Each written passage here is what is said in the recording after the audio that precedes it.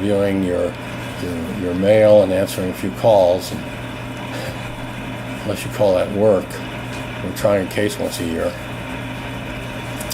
There were years I might have tried 2 jury trials, but they were rare. Probably average once a year. And then I didn't do much work. The last trial I had, it was the largest injury verdict in the history of Central and Northern Florida. And I tried to reconstruct my preparation for that trial, the week before the trial with the witnesses, and I can't remember spending more than 4 hours, if that. Because I had prepared as I had worked on the case for over a year, see? And I knew what I was going to do. I can't understand how I could have spent so little time. Because the trial took me 4 days to put on.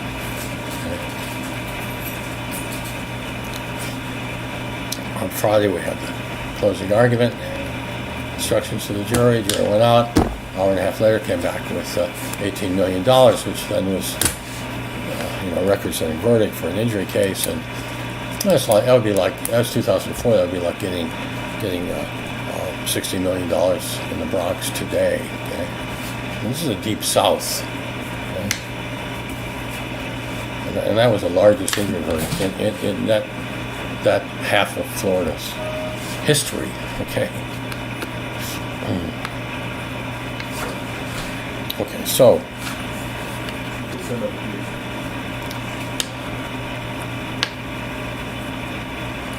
where does Jordan Peterson get this idea about shouldering responsibility? I never thought of myself when I got married, had children. Okay, I never thought of myself as working, pulling a load, shouldering responsibility. I never thought of it that way. Okay? I mean, my work was very satisfying after I worked a couple of years, and realized that I could never work for anybody. I'd kill them. I ended up killing them. And I told you my story already about how miserable it was. To work for lawyers. God, fate worse than death.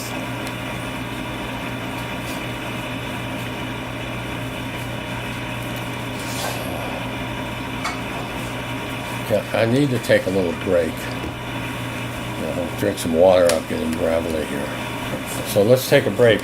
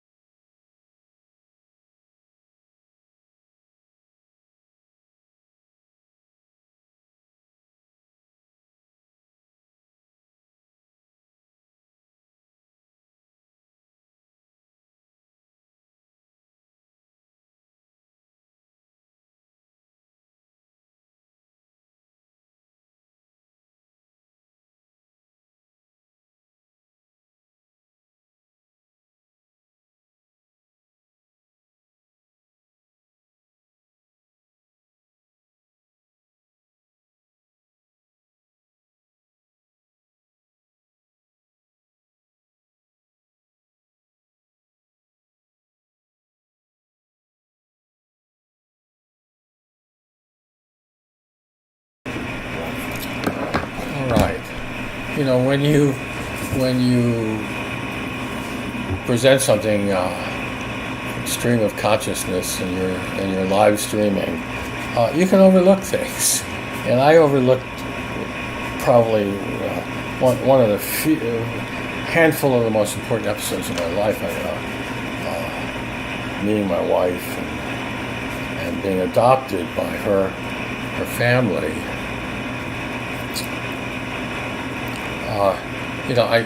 Let's go back now let's pick up where my parents leave me in charge of the house.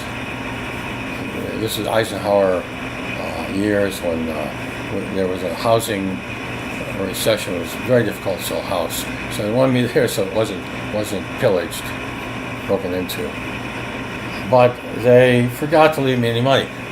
I neglected to say my dad was a 5-beta cap. He was a business executive with Ford Motor Company. He'd been heroic, dashing naval officer, second command of a battleship that a destroyer that shot at kamikazes, and kamikazes landed in the water nearby off Guam or off Okinawa. And all right, so of course he gets a job with Ford, and at the time that they left me with no money, my dad was making in today's money $200,000 a year. He had 5 acres for us kids, our little farm.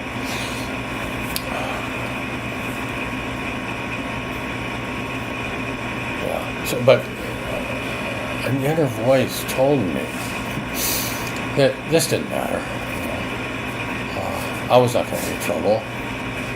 And as a matter of fact, I was just thinking about this now, and for the first time I realized, at 17, I was 6 feet tall, and I had I'm sure I had a certain radiance, from my brilliance, my genius.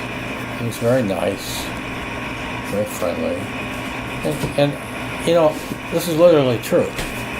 I could have walked to any neighbor and knocked on the door and told them my story and asked them if I could eat at night with them, and I'd offer to buy the groceries, because I could have bought 40 weeks of groceries for $80. See, so I had my 120 would have covered that, and they wouldn't have accepted my money, and they would have all taken me in. That's exactly what happened. Well, it wasn't actually a neighbor. It was, but it's the same thing. This is what happened to me.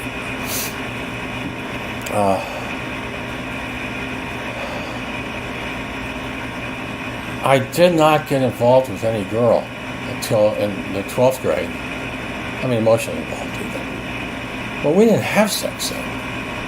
I mean, I suspected that some of the really cute couples, like these guys who are always wearing new sweaters and thought that they were fashion plates. I suspected they were, in retrospect, I suspect that they were having sex, but just a handful. But I never heard of anybody having sex in my high school. This is 1958. Yeah. No. All right, so I read a German poem, the most famous of all German poems, Earl King by Goethe. And an inner voice told me, this man is trying to talk to you. You have to learn German. So I started studying German out of a grammar. And I knew that this German girl was in my English class. And so I asked her if I could I asked her if she would teach me German. I sat down next to her before she had a chance to get up and walk away after class. I asked her if she would teach me German, and she said sure. And she took me home with her to her family, and without any discussion, I was there for dinner, and then every dinner, every night, I was there. An inner voice told me to read The Hero King in German. I had been very impressed by Shelley's Ozymandias and the other great English poems. The Ode on a Grecian Urn, that made a tremendous impression on me. So when I started reading Goethe's poems after this, as a result of getting help with my German, and I could read them and understand them. I appreciate their beauty. I was with these, immersed in this, people talking German. So in no time, I decided that I was Goethe. Okay. Well, maybe not literally. He'd been dead for 250 years, but I felt that his spirit was in me. So when I start, I'm sure this has happened before in the history of the world, 2 or 3 times maybe. So when I started writing poetry, and I didn't do this because it was a sign, I wanted to do it. An inner voice told me to do it. I wrote a Goethe poem. It doesn't sound like a Goethe poem. It sounds like a poem that could be written today. Nothing, no poetry language in it. Nothing old-fashioned about it. Okay. So I'm going to perform it for you now. And we're going to compare it to The Road Not Taken. And I'll tell you why later. Okay. Ode to Spring. Mud weather. Itchiness in the air. Birds and hogs are happy, though the trees are bare. And there's still a dirty crust of snow on fences here and there. Mud weather, and the sun's got more land in heaven than before. Okay. And this explains why I wanted to be a poet, so you don't think I'm crazy or delusional. My best friend, Louis Constant Duit, a Dutch photographer, painter, graduate of the Art Students League here in New York. Both of his parents were Dutch physicians. He insisted to me when I was praising Frost that I was better than Frost. And this country, somehow it gives you low self-esteem. Okay? It really does. You have to overcome that. So I thought, well, this is probably the most famous poem in the world today, or at least in the United States. It's the most Googled, and it's read at high school commencements. And so I read it and analyzed it and compared it to my poem. It's unfair to my poem because it's twice as long as my poem. My poem should be compared to a poem of similar length, right? But I'm going to tell you why my poem is a better poem.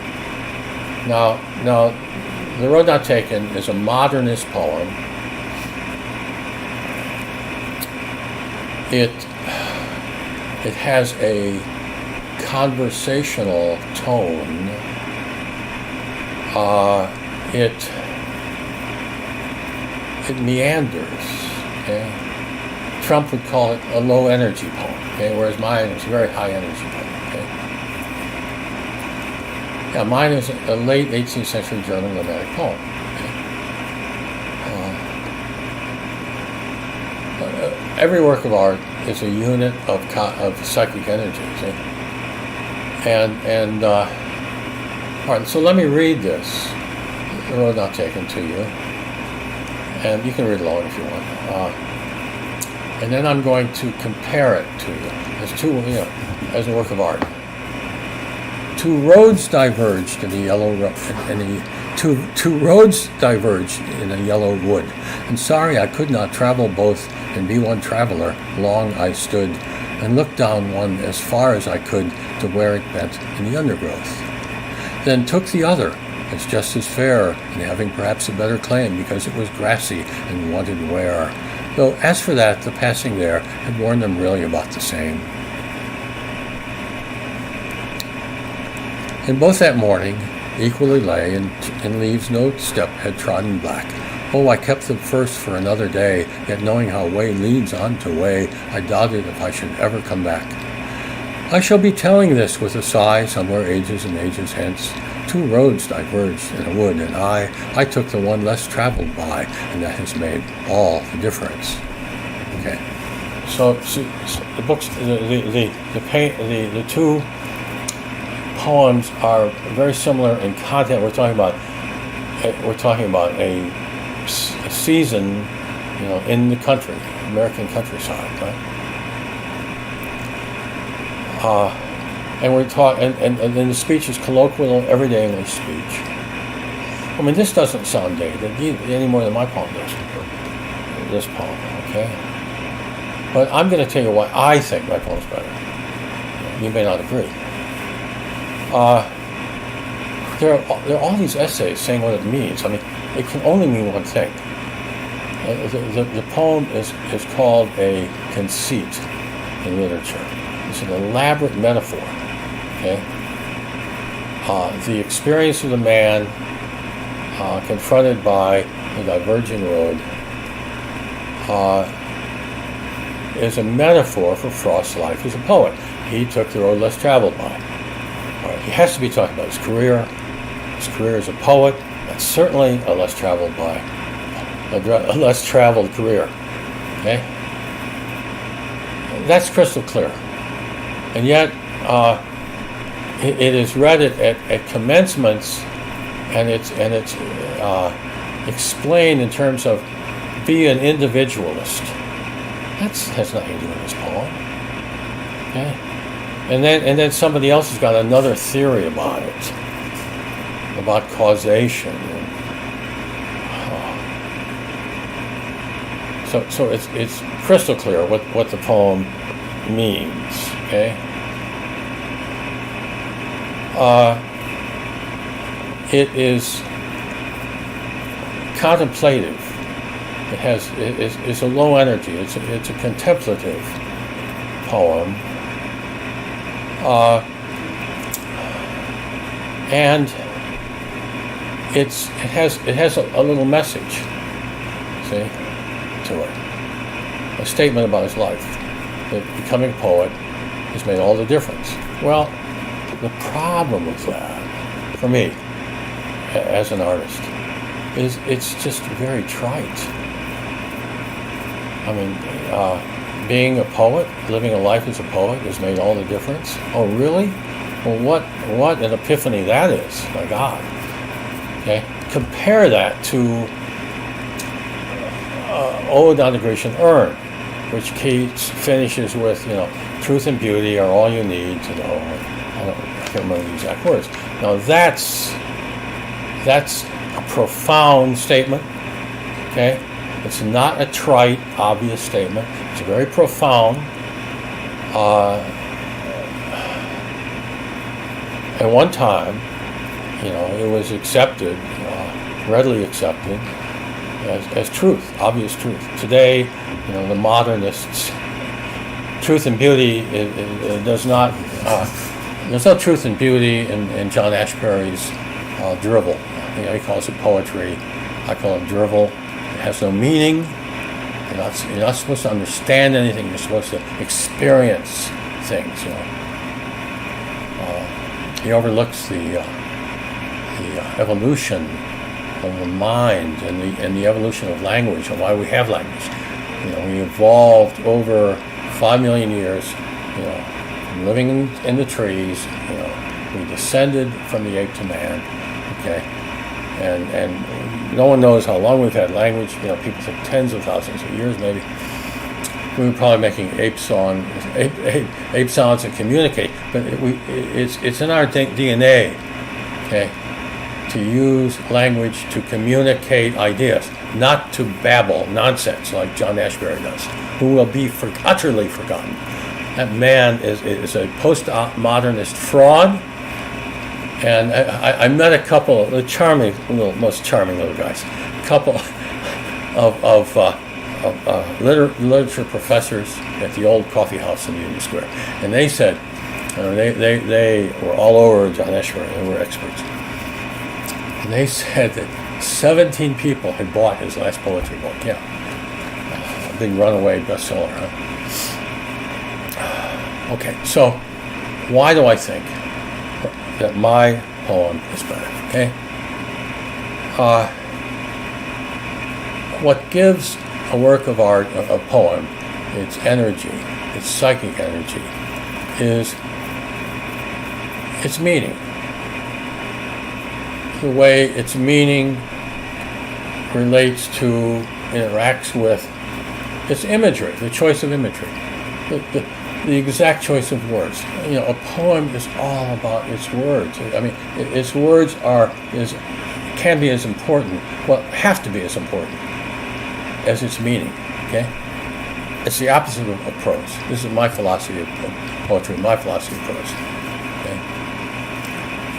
If you read some of my Rossetti, The Story of the Middle Way, I believe that words have one purpose in prose, and that is to evoke.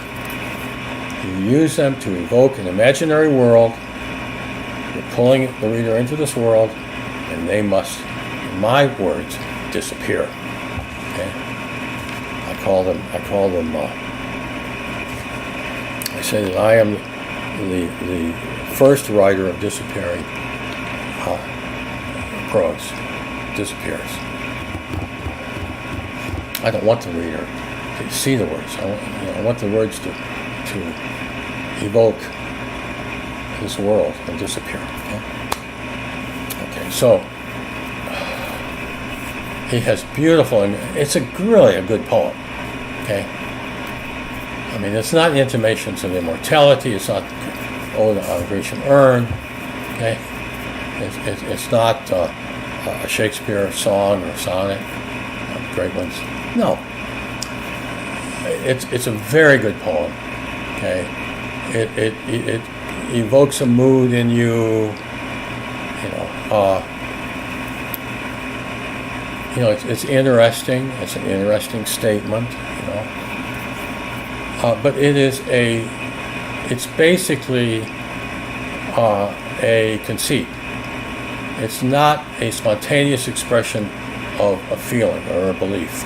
You know that he's not remembering, okay, this incident and comparing it to his life. You know that he starts out with an idea that he's going to write a poem that is somehow a conceit for his life as a poet. Okay. I don't believe that he thought about his life. No, he thought about his life as a poet. How can I write about this? Oh yes, I remember the day I stopped. No, that's nonsense. No, that's an invention. Okay. See, so it's not spontaneous.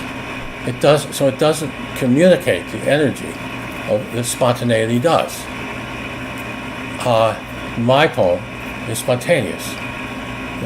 The farm boy is it's like an outburst almost, of joy. How he feels. He's telling about how he feels. With the coming, he's been freezing all winter. In the woods in Michigan, and these are images. See that he connects, he associates these images with the coming of spring. Everything turns to mud. There's no foliage yet, but the animals like the warm weather. Oh, itchiness in the air. That means he has to acclimate to the. That's an actual experience of feeling. Feeling a little with your teeth on edge because all of a sudden it's warm and you've been freezing all winter. You've had that experience if you ever lived in the north. Okay, so it's sincere. The poem is sincere. There's no sincerity in Frost's poem. It's a complete invention. It is. A very brilliant poet. It's brilliantly executed, but it's an invention. See, it's not a spontaneous expression of feelings. Okay? It's not. It doesn't have coherence. The coherence that my poem has, and the coherence gives my poem more energy. See, it's a very meandering, meditative, road not taken. It's a very meandering, contemplative, contemplative, I think is how you should pronounce it.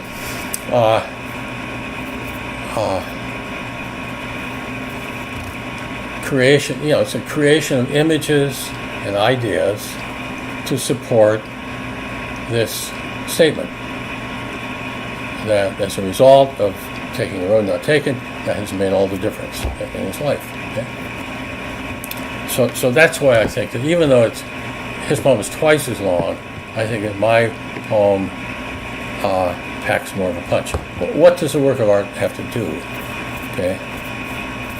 Well, I studied this. I studied the writings of great authors who have written about art. What is art? Okay. Tolstoy, emotion. D.H. Lawrence. He said, "Art must enliven you, make you feel more alive." Okay? And I think my poem does that. Thomas Mann in the preface to The Magic Mountain said that a novel must delight, enliven, and entertain. You can say that of a poem just as easily as well. Okay? Oh, God, you must read. This is your assignment. See, I'm giving you a college education now. I want you to read Joseph Conrad's The Task of the Artist. Okay? Just Google it, it'll come right up. It's an essay. And he talks about one thing, basically, and that is that the art must appeal to our humanity. He says that art makes its claim to our humanity. Okay? And I think my poem does this, very effectively. It shares an individual's actual experience of the coming of spring with the rest of the world, so that the world can experience this vicariously. See? Does the Frost poem do this? Not really. No. It's not about the experience. It's about the imagery and the conceit, the metaphor, the comparison, to taking a road not taken, being compared to living the life of a poet. Okay, that's what it is, and it's obviously artificial, made up, and of course the message is just too trite, for me to call the whole thing. I can't call it a great poem. It's a very good poem. Okay. I'll tell you my favorite Frost poem is After Apple Picking. Okay. So you judge each of our poems, Frost and mine. They are units of psychic energy, and how do you judge them? By the impact they make. I mean, how much punch do they pack? How much of a punch do they pack? That's the ultimate question for me. Goethe poems, wow, I'm transported. The great poems that knock me on my derriere every time I read them. the great Shakespeare songs. I love his songs from his, some of my favorite poetry. Hark, hark the lark. The songs from his plays. I love them. And of course, his best sonnets. Shall I compare thee to a summer's day? You know, they pack a hell of a punch. Okay. I got off the track a little bit, but what am I doing? You know, I'm telling you about my life. See, so where did all this come from? This poetry and these life choices. See, they didn't come from books. You shouldn't have to. Should you have to read a book? You know, to know what to do with your life. You know, I mean, as I said, number one topic. If Jordan wants to write this book again and do it right, is number one, what do I do in my life? That's the question you have to answer. Okay? You make a bad decision, you're going to pay a big price.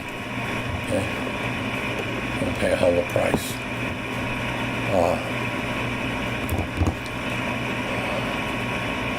All right, so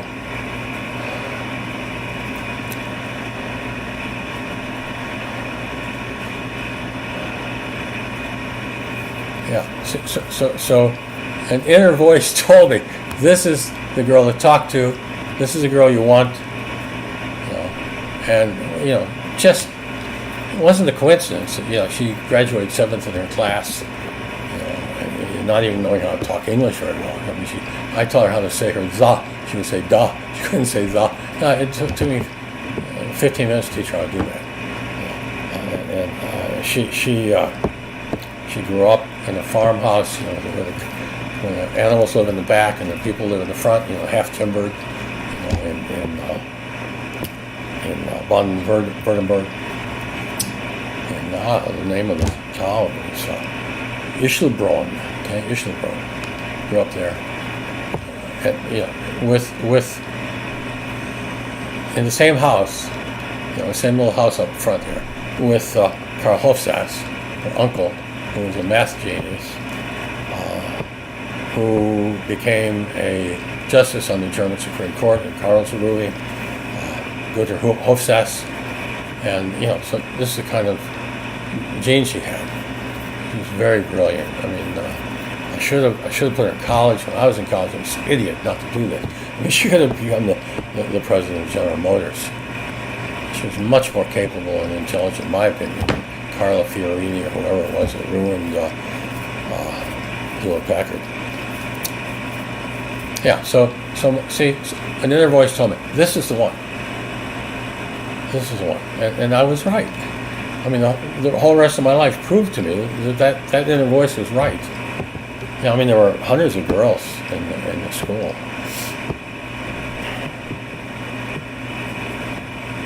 Yeah.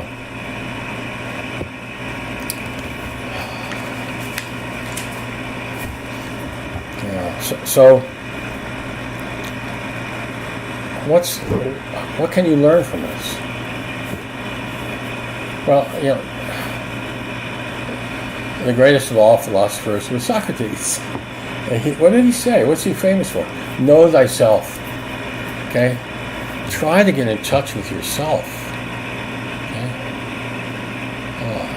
I think most Americans don't do that. Turn off the TV. No more video games. No more distractions. You know? Try to be with yourself all day. Okay?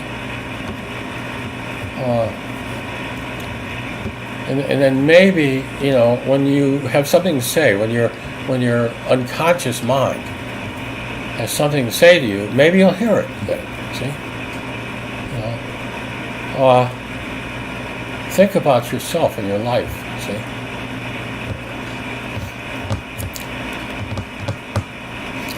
Okay. What else do I have to say about Jordan Peterson? I think something I wrote down here. Jordan Peterson, the psychologist.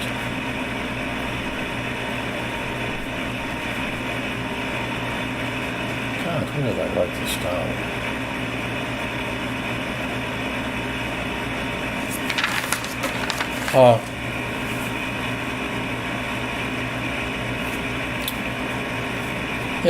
he's got a lot of explaining to do.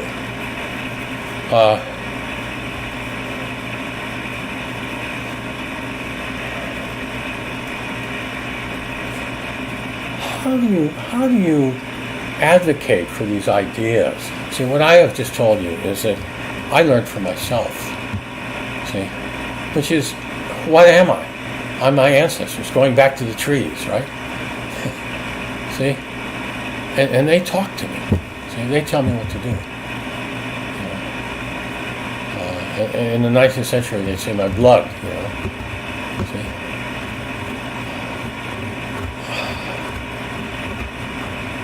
I mean, he's got these crazy 19th century philosophical ideas, like Jung's collective unconscious, collective psyche. Well, where does that exist? Is that in Plato's cave? I don't believe that. I don't believe that's a crazy. See, these were hypotheses that these men, before science, the science we have today, they invented to explain things. I mean, he was a friend of Freud's. I mean, Freud went crazy. He considered this is a phenomenon now. Okay, why does adolescent behave this way? Okay, and then he invents this Oedipus complex, these things going on in the unconscious mind, which cannot be validated. We have no reason to believe that these things are true. I remember reading in high school, his most famous important work, the interpretation of dreams. I got so suspicious because every one of these episodes was about a new, different female patient, and she always relayed a dream that contained a phallic symbol. Every one of them contained a phallic symbol. Fish from the market, candlesticks. I don't believe it. I don't believe it. I think that they were invention. I mean, and I think I've read something to the fact that this has been exploded as an invention. Don't hold me to that, but somebody told me that. I'm convinced that was a pure invention on his part. But I don't think that the collective is such a thing as a collective unconscious. And I read what this nincompoopus Canadiensis who wrote about reading these illuminating words from by Jung and then being crestfallen. I have failed. See, he doesn't explain how he failed. In embodying, or being a reflection. See, a shadow. Maybe of the collective.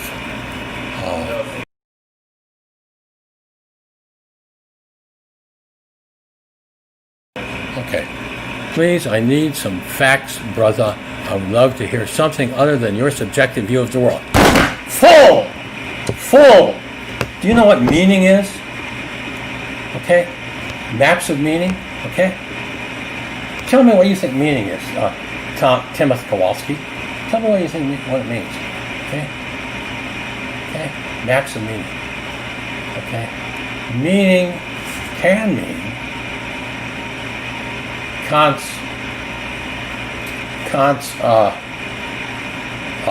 critique of pure reason. Okay? Where he's talking about the a priori ideas that precede sensation, okay, in the world. That the mind is the source of the ideas of math and of comparison, bigger, smaller, okay? These are universal ideas. We all have the same ideas. Other than that, meaning, have you ever heard the expression, what does it mean to you? Okay?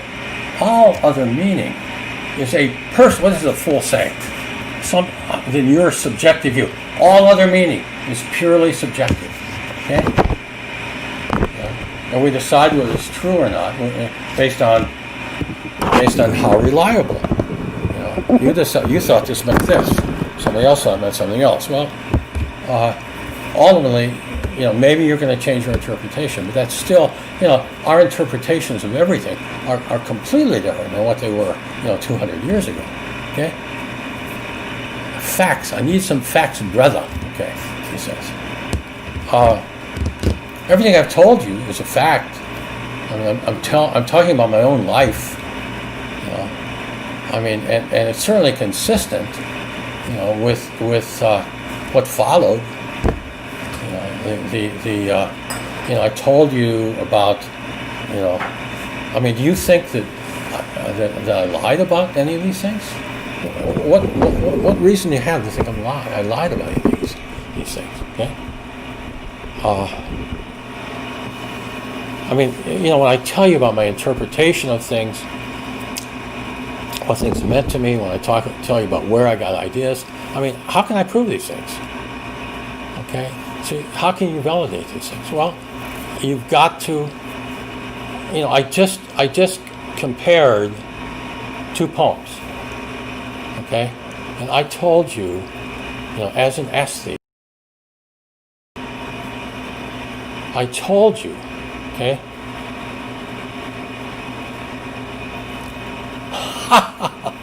He's got something. All right, I got off the track there. What was I saying? All right, I told you my basis for preferring my poem to Robert Frost. You're free to. I've given you my reasons. Okay. Now Tim says you are trying to dismantle him using only your opinion, when in reality what Peterson says has been psychologically proven. No. He's talking about theories. See.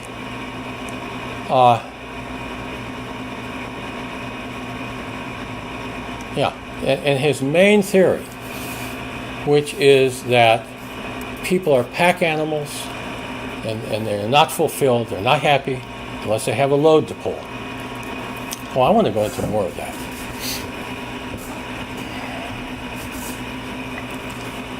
People, I answered that. That's simply untrue. People are not happy with their jobs. Most people are not happy with their jobs. Yeah, he misunderstands things. Okay.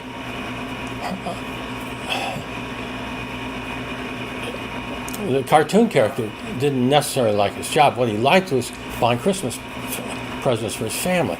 Most Americans don't love their jobs. Okay. They love happy hour on Friday. See, they love getting their paycheck. Yeah. Okay. That's what they love. Okay. I never worked,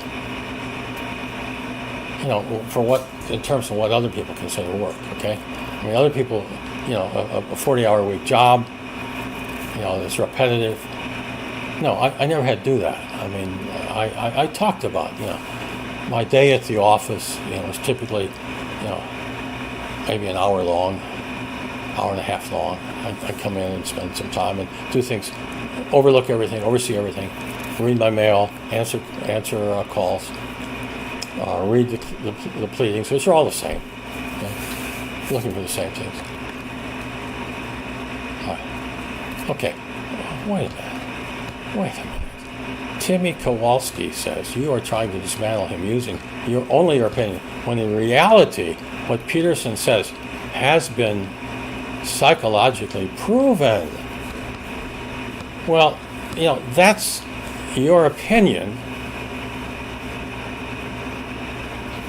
And theory has been applied in his own practice, you say. And listen, I would gladly have a conversation with you. Please reach out to me these platforms. But I do have to go. I appreciate your view, so don't misinterpret my disagreements. Okay, poor guy. Don't misinterpret my discourse. Okay.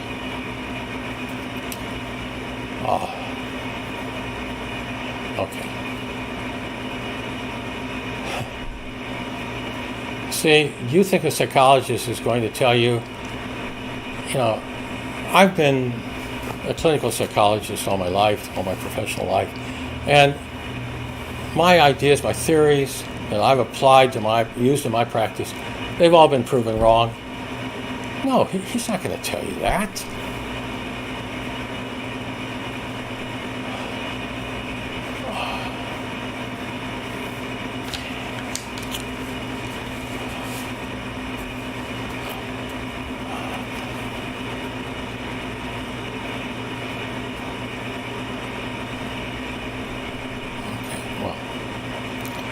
Okay, I can't get a whole lot out of this, what Tim's saying, and I apologize for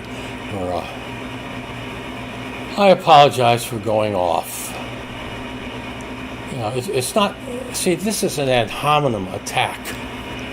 You don't tell somebody you're stupid, somebody else is right and you're wrong. No. You ask specific questions. About specific ideas. See. What has Jordan Peterson used in his practice that has been effective? I want to hear it. See, I want to hear it from his. I've never heard it from his own mouth. I've never heard him say that actually, and I've listened to many of his talks. About psychology. I've listened to many of them, and I know they're wrong from my own experience. I agree wholeheartedly with his ideas about politics, free speech, the academia. I agree. I mean, we'd probably be best friends if we met, okay? Because we're in such complete agreement, total agreement, about like things like subjects like postmodernism. Cultural Marxism. He sounds like me talking. Okay. I can help out a little bit though. He takes things seriously that are not to be taken seriously, and he doesn't look at the big picture. For example, he talked about Foucault and Derrida. And he went into great pains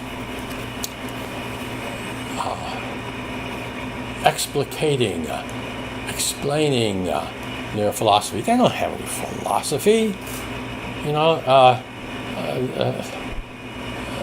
their ideas don't mean anything. They're postmodernist philosophers. So they don't have to. Their agenda is what gets that's understandable. Their agenda is this is a world of oppressors and oppressed, and the oppressors are responsible for Western civilization, and they have imposed it on us. With its exploitation, its capitalism and its exploitation, by the ruling class, the capitalists of the proletariat. And now we don't have a proletariat. We have college students. We have poor people, minorities, and all that matters is power.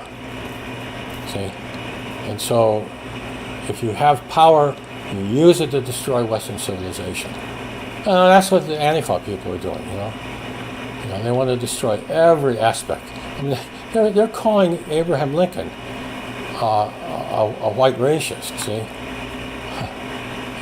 He's responsible for 600,000 men die, and they died, to free slaves or keep them enslaved, they died for that, that might have been not have been the only thing they died for. They may have also died for states' rights and what they considered their freedom of the South. but they're calling him. They're calling Teddy Roosevelt. Basically, all icons of Western civilization, see, they want to destroy. Why? I mean, what are their reasons? That's all gobbledygook, all that stuff, you know. The philosophy, you know, of Derrida and Foucault. It's all garbage, meaningless crap. Okay? You know, let me say this about philosophy. As a philosophy major and a philosopher myself. Oh, jeez, I forgot to talk about my philosophy of genetic obsolescence, and how it applies to Jordan Peterson and the inner voice that I'm talking about.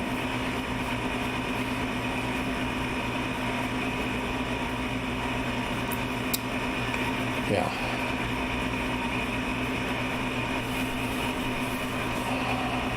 I got a dear friend who's a communist. He's a self-proclaimed communist. Tech says he's just a troll. He's just, you know, pulling people's chains. Okay.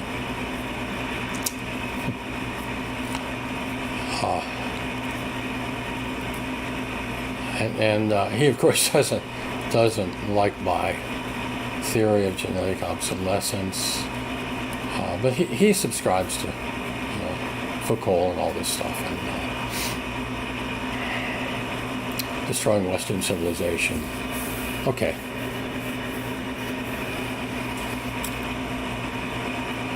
I have a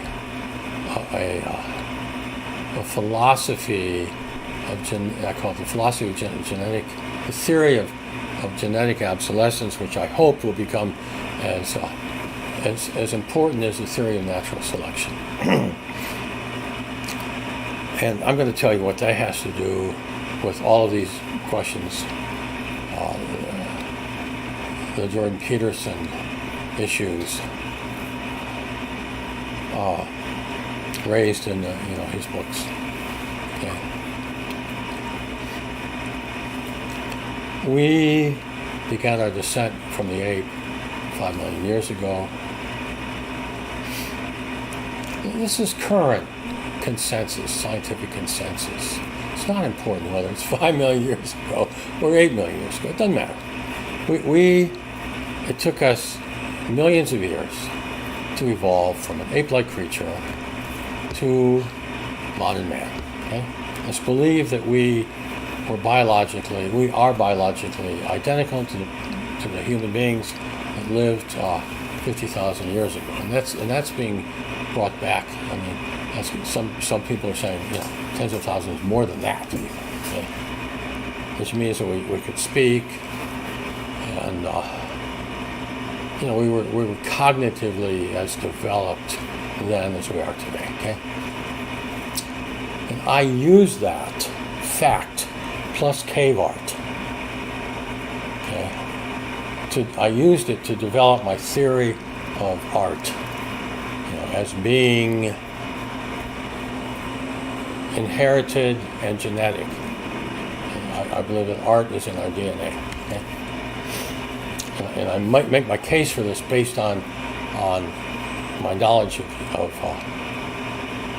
evolution and cave art and the art sense. And being an artist myself, painter, not a great painter.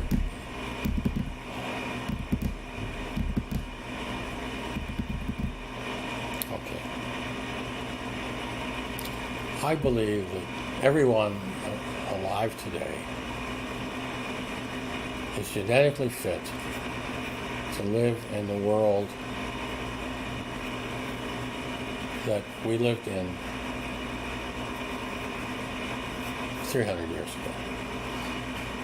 That became less true 200 years ago, and even less true 100 years ago, and now it's not true at all. Okay. Now, most Americans are genetically obsolete. Okay? They were evolved to live. Why do I say this? They were evolved to live in a society that had a culture, an inherited culture, which had one purpose, and that was to support human beings in their lives. Okay? And there was a detailed set of instructions teaching them how to grow food, how to hunt food, okay? How to store food, how to prepare food.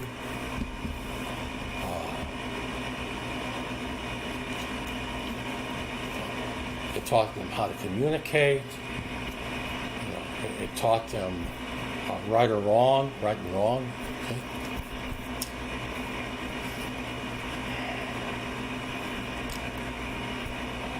It taught them everything they needed to do, everything they needed to know to live successfully. Okay? In a inherited culture, a traditional culture. Do we have a traditional culture today? No. Our culture has been replaced by what?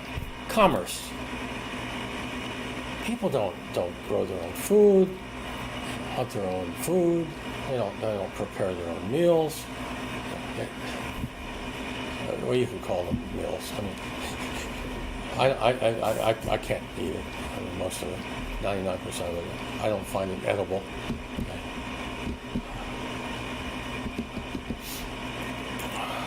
And it's certainly not inherited recipes, and they're not. Growing up with the Becks, my wife's family. I mean, I ate dishes that went back hundreds of years. And, I thought I was in heaven. I thought I was dreaming. This food was so incredibly delicious. It was so different than my mother's Spanish rice, and macaroni and cheese, chuck steak, and roast with vegetables. He roasted it in a pan with vegetables. Oh my God! So I'm dying, growing up on that food, and then eating Sauerbraten, Rouladen, Wiener Schnitzel, and you can't buy these foods in a German restaurant anywhere. Believe me. You can't experience this. Nothing, not even remotely, like what a really great home chef who learns things from her mother and who learns from grandmothers are.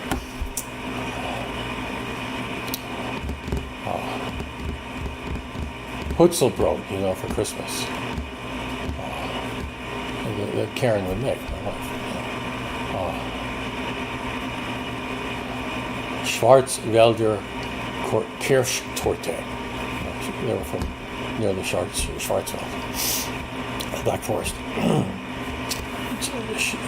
Schwarzwälder Kirschtorte, Black Forest cherry cake. Okay? Prince Regenten torte. I mean, 99.99999% of Americans live and die, and they never taste anything remotely like this food. Okay? Oh, Spätzle. Oh, it's wonderful.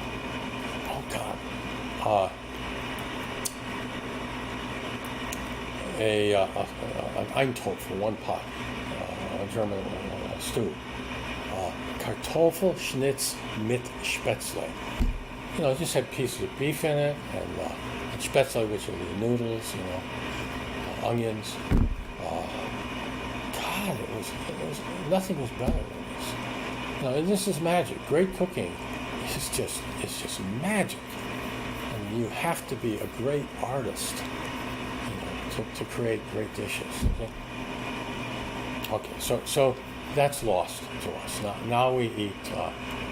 Now what happens is that we are zombified by a lifetime of advertisements, and when we walk under the golden arches, we are entranced, and we believe that we are in hamburger land, and we're ready for this wonderful experience. We're going to have a hamburger, and this is this defrosted wafer we get, and it's smothered with spices and sauces, and so you don't taste any beef at all. but the zombie American, he's in a trance and he's having a wonderful time at Hamburger Land. See, that's what American food is like. Yeah, you can go to Robuchon if you have the money and you get some good food, or Le Bourgogne.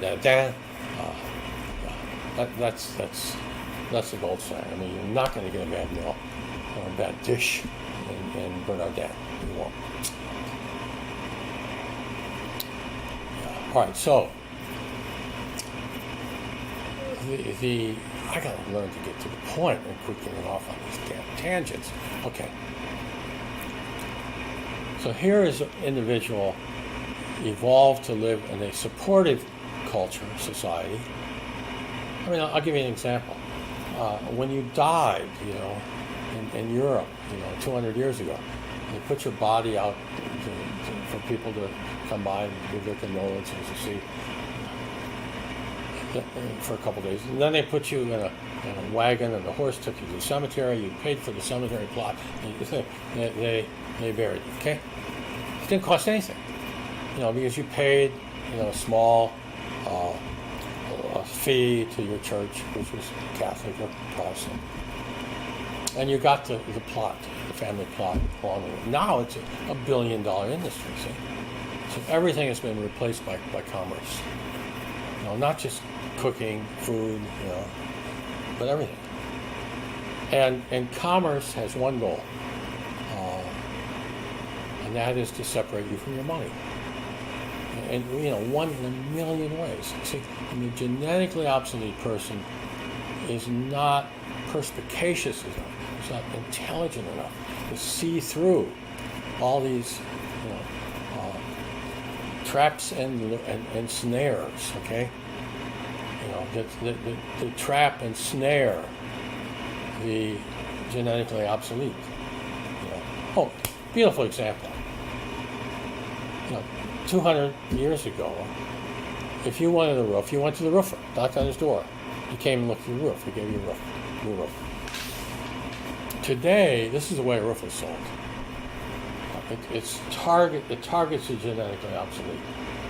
Roofer knocks on the door. I see your roof is dirty. We have a special. We are selling high pressure roof cleaning for $30. The genetically obsolete man thinks, wonderful, why I'm going to take advantage of that $30. Yeah, I see my roof is a little grimy. Okay. The roofer goes up on the roof. You're lucky if he doesn't kick a hole in it. He comes down and he tells you, I can't do this because the next heavy rain you have, you're going to have a flood in your house. You need a new roof. So the poor guy gets, a second mortgage to pay for a new roof, which he can't afford. Because remember, he doesn't have $400 to lay his hands on in an emergency. That's sort of an epitome of how the genetically obsolete are undone. There's a million scams. I mean, on every channel there's another bogus clergyman, And see, the genetically obsolete person ends up with not having $400 to lay his hands on in an emergency.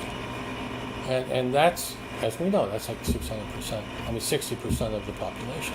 Right? So how can we rectify this? There's only one way. People cannot be born to lose. They have to be born as much like me as possible. I think I told you what I did.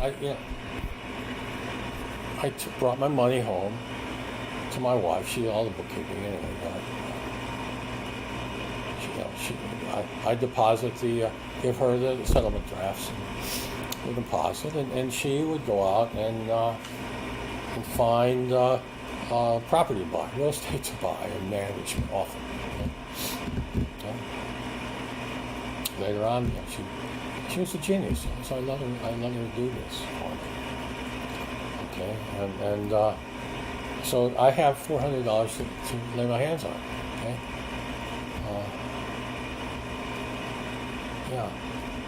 See, so that's what has to be done. And we have to create not necessarily a race of supermen, but a race of people who are perspicacious, who have perspicacity, who can see through these traps and snares. They're everywhere. We're not going to change, the culture. We can't do that. We have to change the people. We need, as I've been saying again and again and again, we need people who are well prepared at the moment of conception. Okay,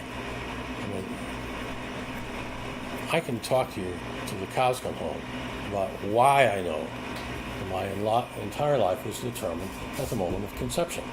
Well, you see, all I ever did, I never had to work. Okay, at the end I had almost 400 cases. Okay, and I was still coming into the office maybe 10 hours a week, doing better than ever. I never had to work. Okay. Compare me. I wish Tech were here. I could show what great color I have. Okay. Compare me to Jordan Peterson. Okay. I am exactly 20 years older than Jordan Peterson. That's what he's done himself. Okay. We need people who are not. We want people. See, I'm basically a humanitarian. Okay. I want to alleviate human suffering, and I just see nothing. It's this vast sea of human suffering. But unlike the social Marxists, see, unlike the communists, I know where the suffering comes from because I represented these people for 34 years. Okay. The suffering is self-inflicted. Not all of it, 99% of it, okay? Maybe 98%. Okay? It's self-inflicted. Look at the suffering you see in this face in Jordan Peterson. That's an example of self-infliction of suffering, through Xanax, specifically, right? An inner voice told me, don't put things in your mouth that aren't good for you. Don't do that. Okay? Yes. So that's the answer. That's the only answer. I mean, look at our population. They have free public education in grade 12, okay, which is twice as much as they need. I've talked about that. They need 6 years. That's all they need. I'm talking about the genetically obsolete. That will not be enriched. They do not know what continent the United States is on. They don't know what our three branches of government are. They can't ask them, tell me everything you know about the three branches of government. Silence, okay? I asked one if he knew what war. I make friends with people. I study them. And I like them. I'm friendly with them. Right? But I feel terribly sorry for them. Because they're going to, they're all digging a hole and jumping in it. They're all self-victimizing. I asked Tiny Tot. A little cracker dog from Alabama. What war Abraham Lincoln was associated with? Didn't know. What war was George Washington associated with? Don't know. And I got a grandson. My daughter has a young boy. And I talked to her about this, and she said, in sixth grade, he learned all these things you're talking about. Tampa Prep, see?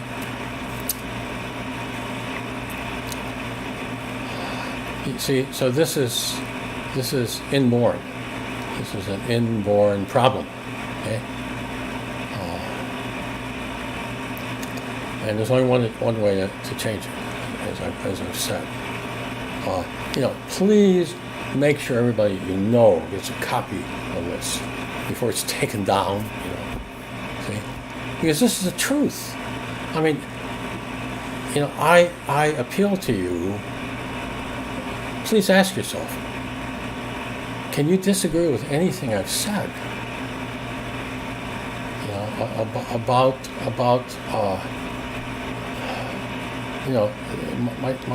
my theory of genetic obsolescence. Tell me when I'm wrong. Kowalski, is the only person that's ventured forward here to ask me a question. So I'll come back soon, tomorrow. And please think of things to ask me and challenge me. Question me if you don't agree with me. I mean, for example, if you think, oh no, we need better schools. That's our problem. Our schools aren't good enough. Okay, I got the answer for that. Okay. By the way, you can watch Charles Murray's YouTube, the Bell Curve Revisited. Okay. Watch that, please. Okay. If you have that question, the nature and nurture issue. Okay. Got that question? You better listen to what Charles Murray has to say. Nobody's disagreeing with him. No other psychologist or sociologist is disagreeing with